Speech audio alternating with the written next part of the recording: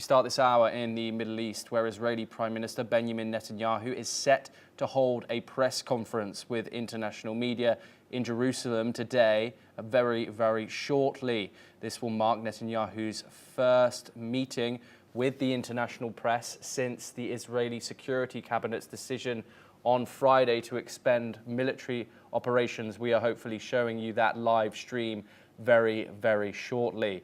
The decision includes taking full control of Gaza City, a move that has raised serious concerns about the escalation of the conflict and its impact on the humanitarian situation in the region.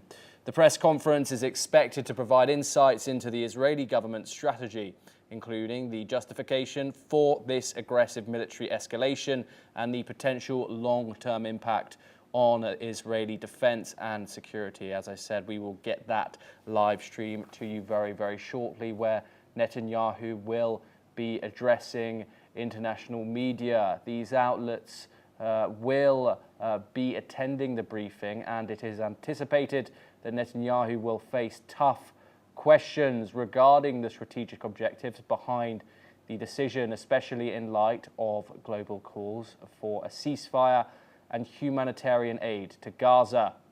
The move to control Gaza City follows several days of intense military action in the territory, which has resulted in significant destruction and, of course, a rising death toll among Palestinian civilians.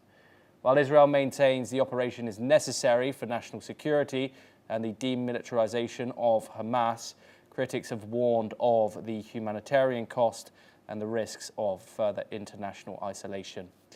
International reactions have been mixed, with many countries expressing deep concerns over the impact of the expansion on civilian lives and the stability of the region. The United Nations has called for an immediate humanitarian corridor to provide essential aid to the people of Gaza. That's along with the international community also calling for a ceasefire.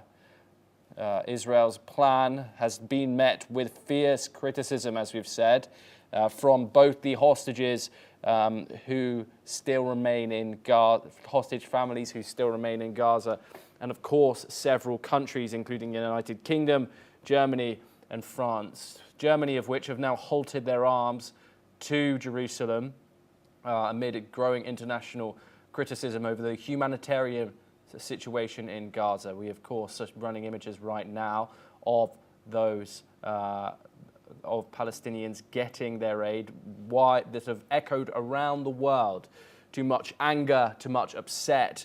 Hopefully we will be getting the Israeli Prime Minister and his statements on very shortly to hear from him and what he has to say from scrutiny from the international press. We're now joined by Ali M. Bushback to discuss this further. Thank you very much, Ali, for joining us here on the program. Ali, Netanyahu is set to address the media very, very shortly over as these protests intensify in both Israel and around the world due to Israel's escalating hostilities in the Gaza Strip. What do you make of these new plans to completely control the most populated area in Gaza, Gaza City, where around 1 million Palestinians still call home? Thank you, Thomas. The thing is, Benjamin Netanyahu he is facing several of a challenge, especially that tsunami of condemnation from a Western country and the wave of recognition the Palestinian statehood. So he's going to justify the expanding of the military operation in Gaza and fully control Gaza, especially Gaza City, which housed more than 1 million civilians in Gaza. And for worth mentioning that when Israel is going to reoccupy Gaza after withdrawal in the very beginning of January, due to ceasefire has been assigned between Hamas and Israel, or has been taken by Israel and Hamas, because there is no signature in this ceasefire.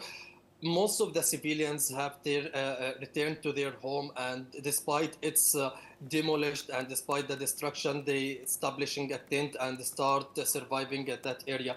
So that's complicated the situation, and that's limited the Israeli operation on the ground. And I guess the international community concerned about the casualties, especially civilians, after the scandal of humanitarian Gaza function, the Gaza humanitarian function, and there is a several of investigation, a news investigation and journalist investigation about how Israel deliberately targeting the civilians who came to collect the humanitarian aid. So the situation on the ground is completely terrible, Thomas. Since morning, Israel intense its aggressive and intense its military operation and airstrike, and that's resulted in several of casualties. Among of them, more than 30 civilians have been killed who's seeking for the food and the humanitarian aid in Gaza and also north and south. Thomas, I guess the conference that Benjamin Netanyahu is going to conduct it, he's going to show the plan and justify why he's going to invade Gaza city and fully expanding its military operation on the ground, and how he's thinking for the day one after the military operation in Gaza and after this war. Benjamin Netanyahu is trying to buy time by this step, and I guess he's trying to manipulating the international community and internal community, Israelis community, who's also against this step and this phase of war and for this invasion. And we have seen several of the protests inside Israel, in Jerusalem, in also in Tel Aviv. We have seen the families, the captive families, they are protesting, and we have seen that several of Israelis activists, they are invaded an Israeli television show and demanding and calling for end the war. So Benjamin Netanyahu, just his supporter in this step also, Itamar Ben Gvir, who's also considered as a war criminal, and he's considered as a posting danger on the international community. According to several of Western countries, they imposed a sanction against him and prohibited to visit several of Western countries recently because his hate speech and insist for provoke the Israeli to attack Palestinian and to invade Gaza, and also his call for fully occupied Palestinian land. I mean here also Gaza Strip and also Okay, Ali, I'm very, very sorry to interrupt you, but we are getting these visuals coming in by the Israeli Prime Minister, and we are going to let our viewers hear them now. And to do so again and again and again. It openly professes its goal to destroy the state of Israel. It subjugates Gazans, it steals their foods, it shoots them when they try to move to safe zones. And I think it's instructive that now many Gazans are fighting back. They're begging us, they're begging the world, free us, and free Gaza from Hamas. No nation can accept a genocidal terrorist organization, an organization committed to its annihilation, a stone's throw from its citizens. Our goal is not to occupy Gaza. Our goal is to free Gaza, free it from Hamas terrorists. The war can end tomorrow if Gaza, or rather if Hamas lays down its arms and releases all the remaining hostages. Gaza will be demilitarized. Israel will have overriding security responsibility. A security zone will be established on Gaza's border with Israel to prevent future terrorist incursions. A civilian administration will be established in Gaza that will seek to live in peace with Israel. That's our plan for the day after Hamas, and let me summarize it. 5 principles for concluding the war. 1, Hamas disarmed. 2nd, all hostages freed. 3rd, Gaza demilitarized. 4th, Israel has overriding security control. And 5, non-Israeli peaceful civilian administration. By that I mean a civilian administration that doesn't educate its children for terror, doesn't pay terrorists, and doesn't launch terrorist attacks against Israel. That's what we want to see in Gaza. So it's neither Hamas nor the PA. That's our plan. Given Hamas's refusal to lay down its arms, Israel has no choice but to finish the job and complete the defeat of Hamas. Now, we've done a great deal. We have about 70 to 75% of Gaza under Israeli control, military control. But we have two remaining strongholds, okay? These are Gaza City and the central camps in the Muasi. That's roughly, it's schematically presented here, but it's fairly accurate. Last Thursday, Israel's Security Cabinet, instructed the IDF to dismantle the two remaining Hamas strongholds in Gaza City and the central camps. Contrary to false claims, this is the best way to end the war and the best way to end it speedily. We will do so by first enabling the civilian population to safely leave the combat areas to designated safe zones. In these safe zones, they'll be given ample food, water, and medical care, as we've done before. And again, contrary to false claims, our policy throughout the war has been to prevent a humanitarian crisis, while Hamas's policy has been to create it. Since the beginning of the war, Israel has let in close to 2 million tons of aid. I know of no other army that has enabled such aid to go to the civilian population in enemy territory. Now, if we had a starvation policy, no one in Gaza would have survived after 2 years of war. But our policy has been the exact opposite. We let in, as I said, almost 2 million tons of aid and sent millions of text messages, millions of phone calls to Gazans to get out of harm's way.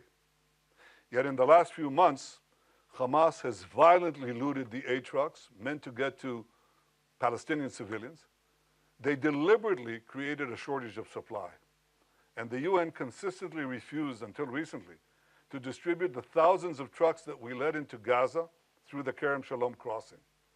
So our problem is we've had tons of uncollected food rotting on the Gazan side of the border because the UN was and still is unwilling to deliver all of it. Here are the tons and tons and tons of humanitarian aid that Israel led in to the Gazan side of the Kerem Shalom crossing. It's just sitting there because it's not distributed. So now we're going to go around this obstacle. We are going around it by doing three things. One, can I show this, please? Okay. Designating safe corridors for humanitarian aid distribution. No, that's showing the problem, not showing the solution, but here it is. First, designating rather safe corridors for aid distribution. You can drive trucks there and you'll be safe.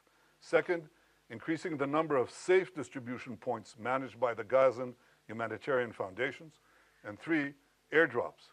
That's airdrops done by the Israeli Air Force, and we're inviting others to join us. The result has been a humanitarian surge, which we're coordinating with President Trump and his team, and hundreds of trucks have gone in recent days. This is preventing hunger, but it's not prevented the global campaign of lies that we have all witnessed. So in Gaza, despite Hamas's obstacles, 2 million people are now getting access to humanitarian aid. But I'll tell you who isn't. The only ones that are being deliberately starved in Gaza are our hostages. This is Evyatar David. Look at his hand, at his arm. He's being deliberately starved by these Hamas monsters. And look at the Hamas captor. Look at the difference. He's eating, and he's eating well. The purpose of this news conference is to puncture the lies and spread the truth. But that distortion has been propelled around the earth, almost the way that the Jewish people were maligned in the Middle Ages. Every massacre of the Jewish people was preceded by massive vilification. We were said to be spreading vermin to Christian societies. We were said to be poisoning the wells. We were said to slaughter Christian children for their blood. And as these lies spread around the globe, They were followed by horrific massacres, pogroms, displacements, finally culminating in the worst massacre of them all, the Holocaust. Today, the Jewish state is being maligned in a similar way. Everything that I told you could be verified easily, but it hasn't. And the international press has bought hook, line, and sinker Hamas statistics, Hamas claims, Hamas forgeries, and Hamas photographs. For example, these three children. The first one is Osama al-Raqub. He is in Italy getting treatment because Israel got him out. That's what he looks like today. He has a genetic disease that damages the lungs and digestive system. It makes it hard to absorb nutrients and gain weight, okay? So Israel facilitated Osama's travel to Italy, where he got the medical aid that transformed his position. The second one is Abdul Qadir al-Fayumi. He suffers from a genetic neurological disorder, spinal muscular atrophy, a degenerative condition that causes muscle wasting, weakness, and severe weight loss unrelated to nutrition. This was the real cause of his frail appearance, not starvation. In fact, he was treated in Israel in 2018. Doesn't help because it's a congenital disease and it defies most treatment at least. The third one is the most celebrated one. This is a New York Times cover photo. It's on the front page of Muhammad Zakaria Ayub and his mother. Muhammad Zakaria Ayub is suffering from a genetic illness which you're familiar with. It's called cerebral palsy. His mother is well fed and his brother is healthy. I'm looking right now into the possibility of a governmental suit against the New York Times because this is outrageous. Of course, the correction was postage size. I don't know where it was buried. But this is outrageous. These are the three most celebrated photos, and they're all fake. It's the kind of malignant lies that were leveled at the Jewish people in the Middle Ages. We won't suffer. We won't allow it to go unchallenged, and this is the purpose of this press conference. I hope that you open your eyes to a simple fact. Hamas lies. Now you can ask me any question you want. Thank you, Prime Minister. Could you give us, please, a timeline when you expect to conclude the new expansion of the new offensive? And if you can give us a few more details about how you're going to provide about this humanitarian surge and how GHF is going to be involved in this. Thank you. Well, the timeline that we set for the action is fairly quickly. I mean, we want to, first of all, enable safe zones to be established, facilities to be brought to, so the civilian population in Gaza City can move out, as they moved out in Rafah, by the way. You remember in Rafah? There were 1.4 million people. People said they can't, they have nowhere to go and they're not going to move out. It took us, I think, about 8 days or 6 days to move them, and they all moved. There were practically no civilian casualties because they all left. And they went to the Moasi area that I showed you before on the map. We think we can achieve a similar result that safeguards the civilian population, at the same time enables us to go at the last stronghold, the most important stronghold of Hamas, which we haven't done so up to the war. I mean, we've been there, but we haven't taken it as a goal to dismantle the Hamas stronghold there. We do now. I don't want to talk about exact timetables, but we're talking in terms of fairly short timetable, because we want to bring the war to an end. This is how we bring the war to an end. As far as the surge is concerned, we're talking to the U.S. about additional measures, but we haven't waited, because what we're doing, as I said, is designate safe corridors, allow, and expand the GHF distribution points, and we're trying to bring in more resources, hope to recruit some international organizations, maybe, God willing, the UN, if they ever decide to actually do something for the Palestinian people that doesn't go through Hamas. And third, increase the airdrops. The airdrops are important, but they're not the most important thing. The most important thing is ground routes that bring aid, a surge of aid to the Palestinian population, as far as we can, without letting Hamas loot it. Second question. Prime Minister, two questions. Firstly, why is Israel not allowing foreign journalists into Gaza to report independently? And secondly, President Trump has said there is real starvation in Gaza. Do you disagree? Yeah, on the first question, in fact, we have decided, and I've ordered, directed the military to bring in foreign journalists, more foreign journalists, a lot. There's a problem of assuring security, but I think it can be done in a way that is responsible and careful to preserve your own safety. So the directive has been since, when is it? 2 days ago. From what you're telling me, it hasn't yet been implemented, but it should be, because I think you should see it. And one of the things you're going to see is precisely our efforts to bring in Gazans, to bring in rather food to Gaza. You'll see the trucks that have been entered Gaza and are still waiting to be distributed. You'll see Gazans who are fighting Hamas. You know, we haven't seen it since the beginning of the war. You know, and that's a reflection of the fact that they know that we're approaching the end stage. And these people are, you know, risking their lives and their families, but they say, we can't take it anymore, and they fight back.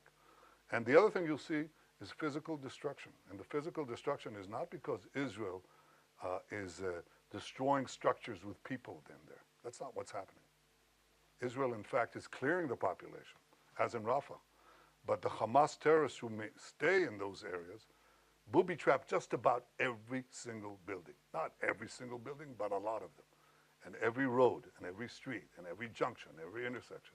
So one of the things that we do is we place basically old APC, armored personnel carriers, with tons of explosives, and we detonate them, and they set off all the booby traps. That's why you see the destruction.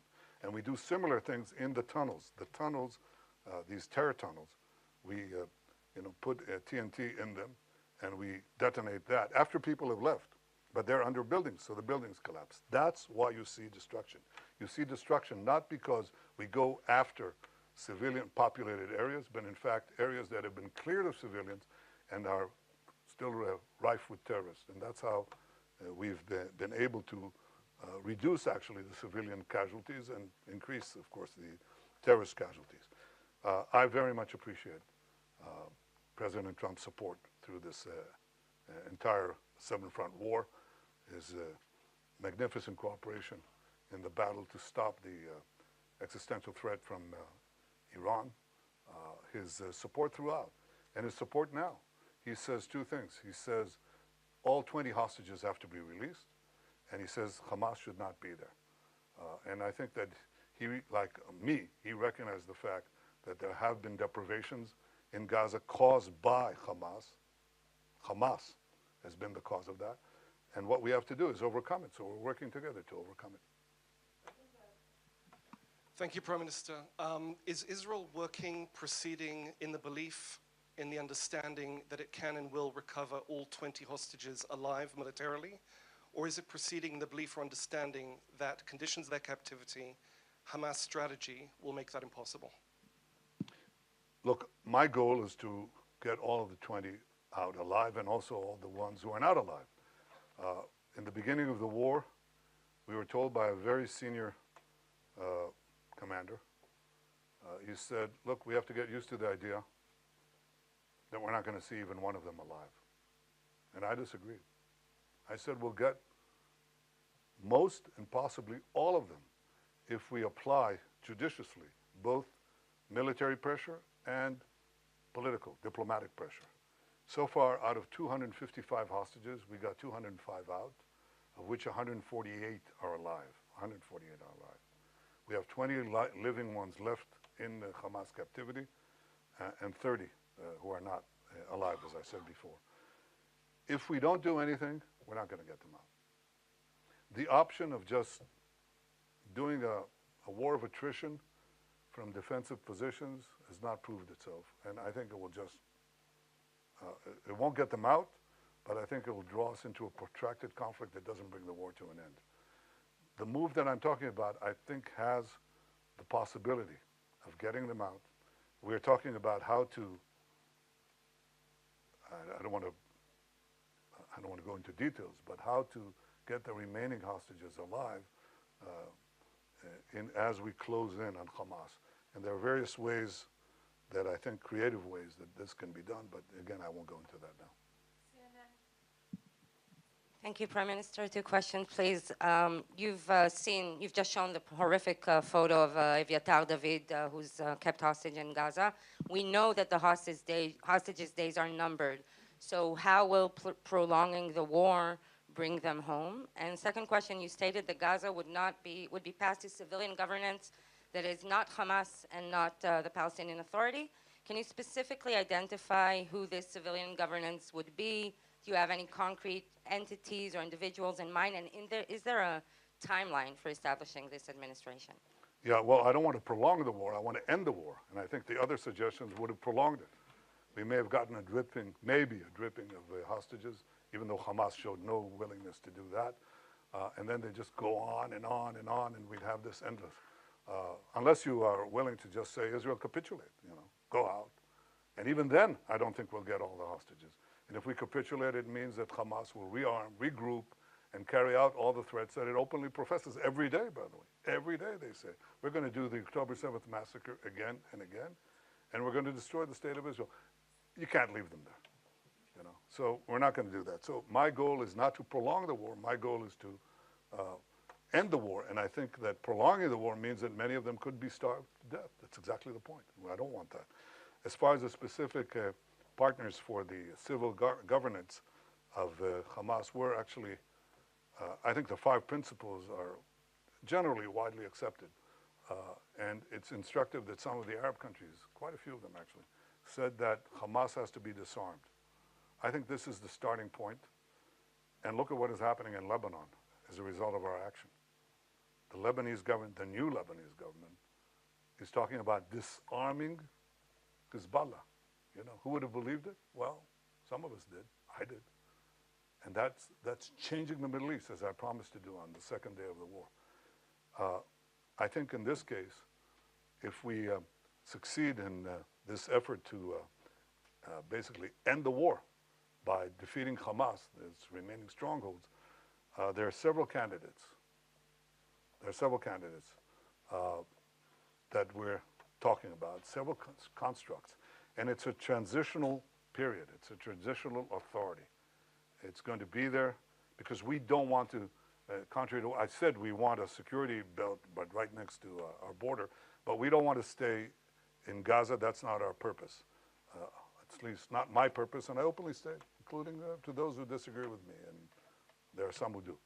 But I think that our goal is to make sure that Hamas isn't there, and that what replaces Hamas does not educate for terrorism, pay for terrorism, launch terrorism, but is willing to live in peace. Okay, there you have it. The Prime Minister of Israel, Benjamin Netanyahu, saying his plan to take over Gaza is the best way to end the war and defeat Hamas. If you stayed with us and heard his words, he outlined a 5-principle plan to end the war. Those things are the disarmament of Hamas, the return of all hostages, the demilitarization of the Gaza Strip, Israel overriding security control in the Strip, and then, once all that is done, the establishment of an alternate civil administration that is not Hamas or the Palestinian Authority. During this press conference, Netanyahu reiterated that Israel does not have a starvation policy. He claimed to debunk some of the most viral photos that the media has put out of starving children in the Gaza Strip. When answering questions, he also said that he would start to let international journalists in with the accompaniment of the IDF. We're joined by Ali M. Bushback to get, he's an independent Palestinian researcher. He joins us live from Cairo. Ali, I just wanted to get some of what you made of that press conference just then.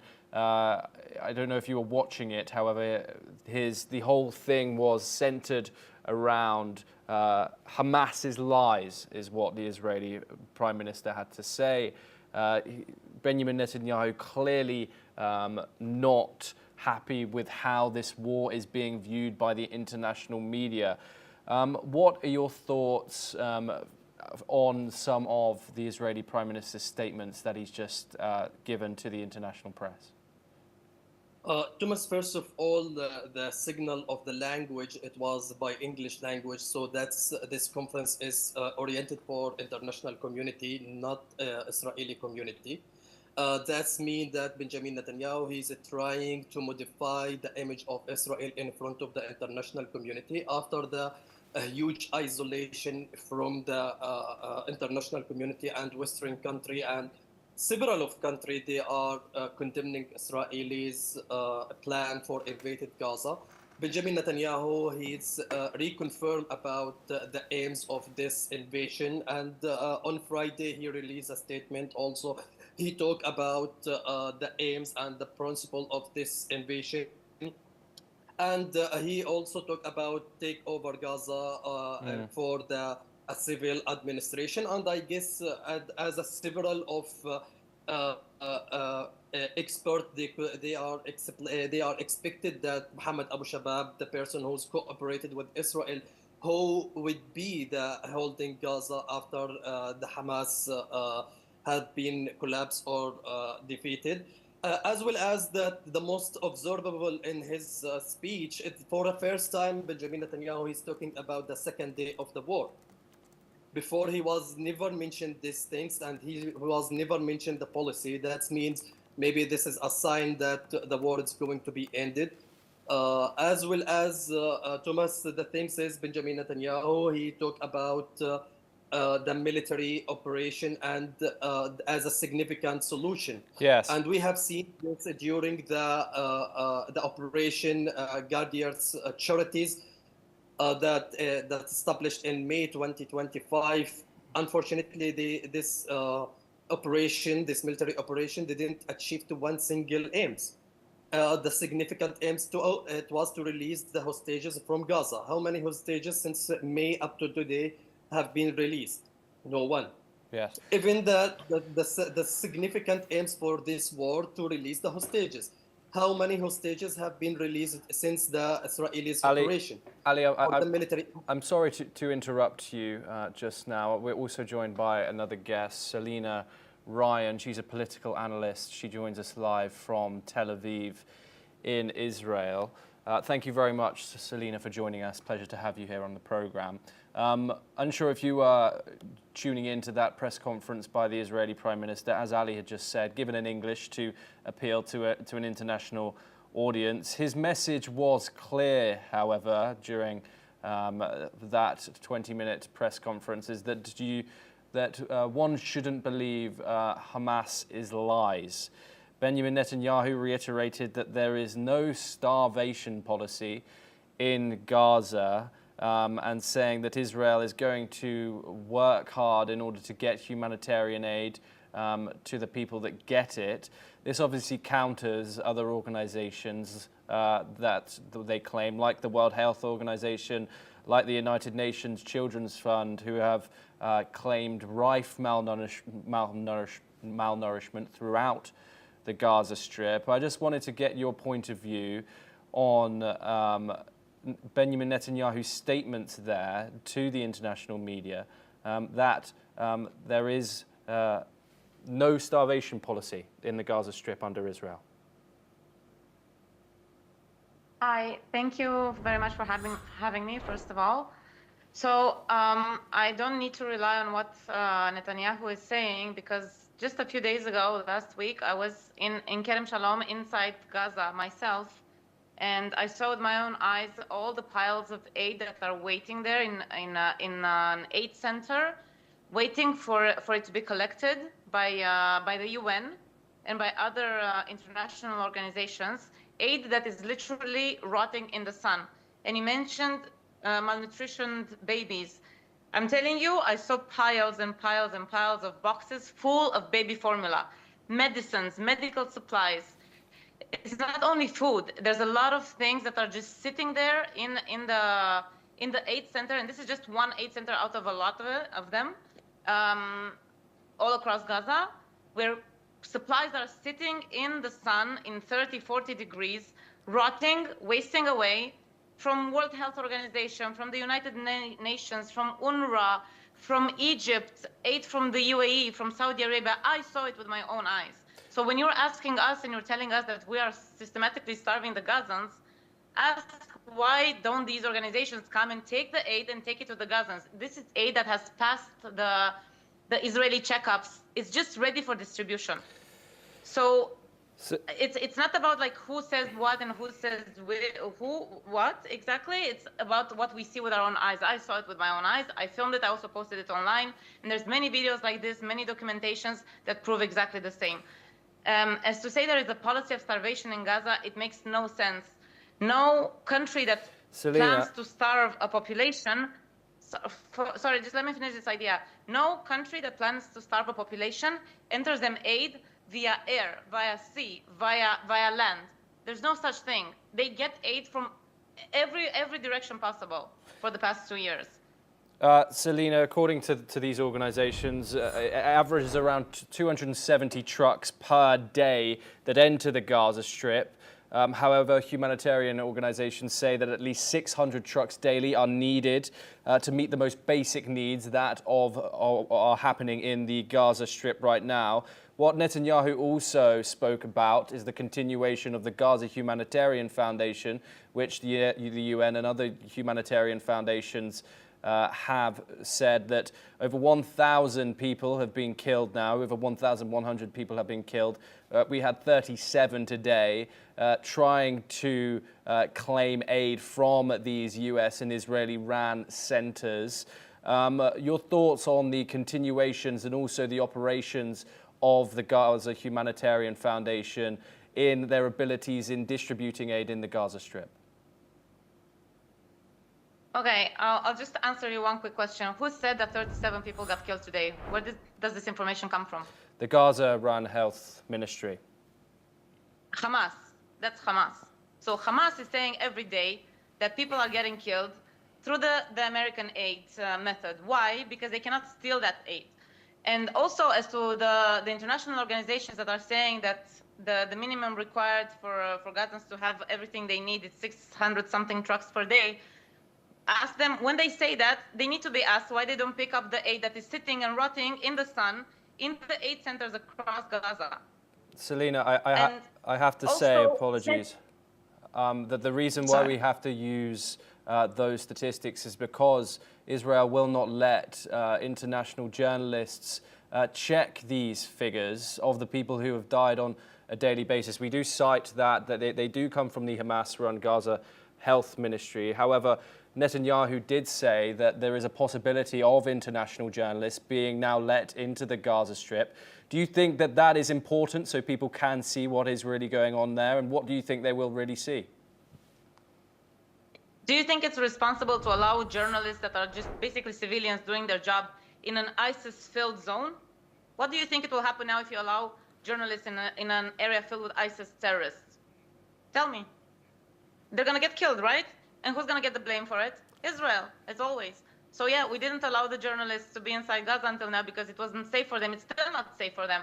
But because of all this mounting pressure, I don't know, maybe Netanyahu said we're going to allow it. I don't know. It's not a decision that has been made 100% yet, so I don't want to comment on it. But yeah, it was for security reasons and definitely for justified security reasons because it's a combat zone and it's a combat zone filled with terrorists that are embedded inside the civilian population. So you don't know who is who. And for example, let me tell you something. You're talking about journalists that are not affiliated to Hamas. Now, this morning, I was reading about a journalist. I want to tell his name. He is literally begging for help to be taken out of Gaza because Hamas wants to kill him. His name is Omar Abd Rabu. He is begging on Twitter, on X, to be taken out of Gaza. He's been beaten almost to death twice in the past month and something, 2 months, and put in the hospital because he's reporting the truth from Gaza. He's reporting against Hamas. He's reporting like true numbers from the ground. And he almost got killed for it. So tell me, what do you think is going to happen to an American journalist or a British journalist or an Italian journalist when they go and start talking the truth that's not going to match Hamas's lies and propaganda? Selina, I just, apologies, we are running out of time here. Benjamin Netanyahu just said that his plan to take over Gaza City are the best way to end the war. This is contradictory to the military chief in Gaza, who said who objected to this just a couple of days ago on Friday when it was approved by the Security Cabinet. Do you think this is the best way to end the war and get the hostages home, of course? Me personally, I don't agree with any of them. I don't think this is a solution. I don't think this is going to end the war. It's not going to get the hostages home. Also, it needs to be mentioned that after Gaza City, something that Netanyahu doesn't say, but it's true, this is not the last Hamas stronghold. I don't know where he got that from and why is he saying this. A lot of Hamas is now located, and a lot of Hamas fighters are now located in Deir al-Balah and in Nusayrat, which is a little bit south after Gaza City, down south, also by the coast, by the sea. So this is not the last Hamas stronghold. This is not going to end the war. This is not going to bring the hostages home. I don't want to get into my personal opinion, but yeah, I think we're very far from ending the war. I think it's going to last for a long time, because after Gaza City, it's going to come Deir al-Balah and Nusayrat. This is my opinion. Thank you very much, Selina Ryan, for joining us on the program. Of course, as well, Ali Emma Bushback. Thank you very much for joining us. We will, of course, bring you all updates coming out of Gaza and Israel as we get them. Well, that is all that we have time for this hour, but we will continue to bring you more news updates from around the world. Thank you very much for joining us.